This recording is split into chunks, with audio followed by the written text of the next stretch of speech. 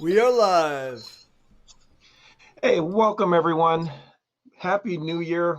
Glad to have you with me. Thank you to the American Acupuncture Council for giving an opportunity for us to share with you information, coding and billing, and really making your practice for the new year. So happy New Year to everyone.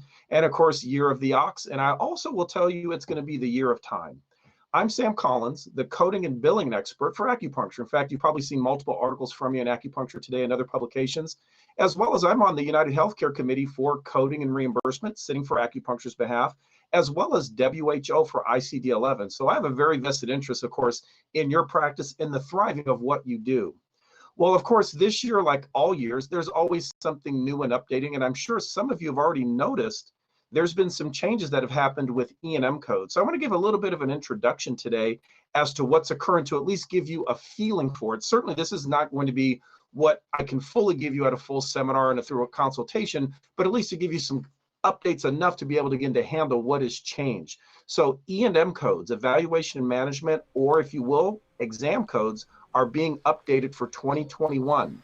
So I'm sure you're all familiar with what we have had, of course, in the past, which of course were the standard E&M codes. Now, when I say E&M, always remember that means evaluation and management. So that means evaluation, the exam, management, the dealing with the patient, discussing with them.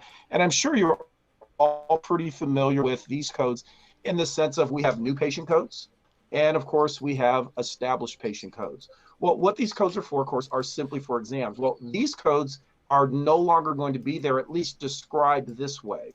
What they're doing is trying to make this a lot easier to deal with. So obviously you'll see these codes, and I think the one thing we all picked up on that was always there was things like this. You'll notice here it says physicians typically spend 10 minutes.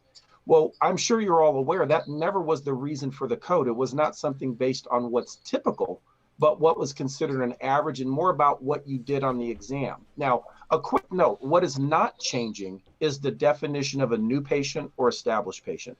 A new patient, of course, is going to remain the same. That's someone brand new to your office or someone you've never seen before, okay? Meaning I've never seen them, but it could also be a patient you haven't seen for 3 years. So do recall the 3-year rule when it comes to a new patient. Even if it's a past patient, but they've not been to you within 3 years or more, you may bill a new patient again. So that's the new patient code. That's not changing. Established patient is not changing either. That's any exam of a patient that's existing. Existing means anyone you've seen within 3 years. So it could even be a new injury, but it also obviously would be a re-exam. So what's changing? So I kind of chose this Bob Dylan kind of theme, times they are a-changing. And this is really a dramatic shift in what's changing. So the bottom line is the codes are changing, but I want everyone to be aware. If you attended a seminar with us, the American Acupuncture Council that I've taught, I've actually been teaching these changes since 2019. So hopefully you have a little bit of information if you've been there, but let's keep this in mind. I'm sure most of you are aware the old way of coding was pretty complicated. There were a lot of guidelines that you can see here. The 1997 documentation guidelines was 50 pages long. And in this guideline, you'll see all of these things where you had, if you see on the left side here, all these organ systems that you had to have. And then, of course, it was the number of bullets. So what things did you do? Did you do a range of motion? Did you do palpation? Did you do tongue? And these bullets added up. So you had to have kind of a scoring.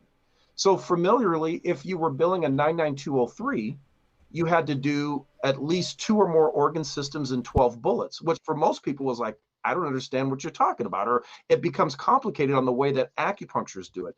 And I'm sure if you've been to our seminars, again, you've seen this guideline as well that talks about for each code. So notice each code, 99201 to 212 says problem focused, expanded, but you'll notice it talks about the number of bullets. This is what was complicated. And frankly, this is the reason they're making a fairly big change with this. The reason why is finally CPT, I think, did something to less complicate. And I won't say CPT is necessarily trying to complicate, but they're trying to make it accurate. Well, what they realize, they need to do something with these codes because they really weren't working for the way doctors examine patients, and particularly acupuncturists. And the whole point of this change is to increase time with your patient, not doing a lot of other works like doing certain bullets just to meet the guidelines. It should improve payment accuracy as well because it allows you to truly bill a code that's accurate for what you do. Because I'm sure some of you as an acupuncturist are pretty frustrated that often you might spend 30 to 45 minutes with the patient, but yet the exam based on the old guidelines might only come out to a 202. And you're thinking, oh my goodness, I spent 45 minutes. So this update is really reflecting that. And so what's happened is these new codes now indicate a focus on time. Oh, let me go back here. And so you'll notice here, the first thing you'll notice is 99201 has been eliminated. So you're never going to use 99201 again. What we have now for new patients is 99202 through 99215. So 201's been eliminated. So some people are like, uh-oh, this is going to be a problem. So take a look here. You'll notice now this code says it's an office or other outpatient visit. So notice it doesn't necessarily say exam, though that's part of it. And it says for the evaluation and management of a new patient, which requires medically appropriate history and examination and a straightforward medical decision-making. Now you may look at that and go, well, what does straightforward mean? Well, it means it's fairly minimal, but here's the best part. Take a look at this, and this is really something excellent for acupuncturists. It says here, when using time for code selection, 15 to 29 minutes of total time spent on the date of the encounter. So in other words, the big change for this year is time now becomes a focus that you can use to choose the appropriate code. So if you spend 15 to 29 minutes, the code would be 99202. If you spend, you'll notice here, 30 to 44 minutes, it will be a 203. If you spend 45 to 59 minutes, a 204. And then if you're going obviously plus an hour, up to an hour and 14 minutes, it would be a 205. So now what you can do as a provider is start to log the amount of time you've taken with the patient, because understand that the time you spend with the patient not always is doing exam things or palpation, if you will, but taking the history, gathering data. In fact, here's the really cool part about this. Notice this statement here. It says of total time spent on the date of the encounter. So no longer is it just face-to-face time. It's now going to be the entire time. So by example, I bet many of you have a patient fill out a relatively detailed history form. And of course, once they fill that out, you're going to spend maybe 5 or 10 minutes reviewing it before you even go in the room with the patient, because you want to see what they said. That way you can ask more pointed questions. Here's the important part of that. You now can take the time you did reviewing that before seeing the patient. This is before or after seeing the patient, so long as it's in the same day.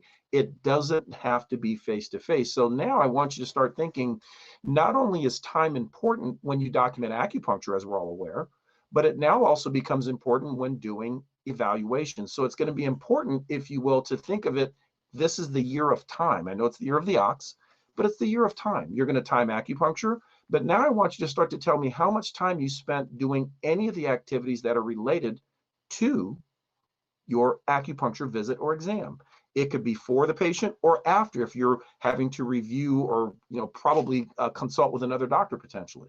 So you'll notice all of them have a time value. Now that's different. So this is a completely new description. That old description is now gone. Now the other thing that did update a little bit, they did obviously indicate time, but one thing to note, 99211, you'll notice here, does not have a time value. And that's because that's considered a value for a non-doctor seeing the patient, like a staff person, which wouldn't happen in a an acu setting, but maybe in a medical setting, they might have a staff taking a blood pressure.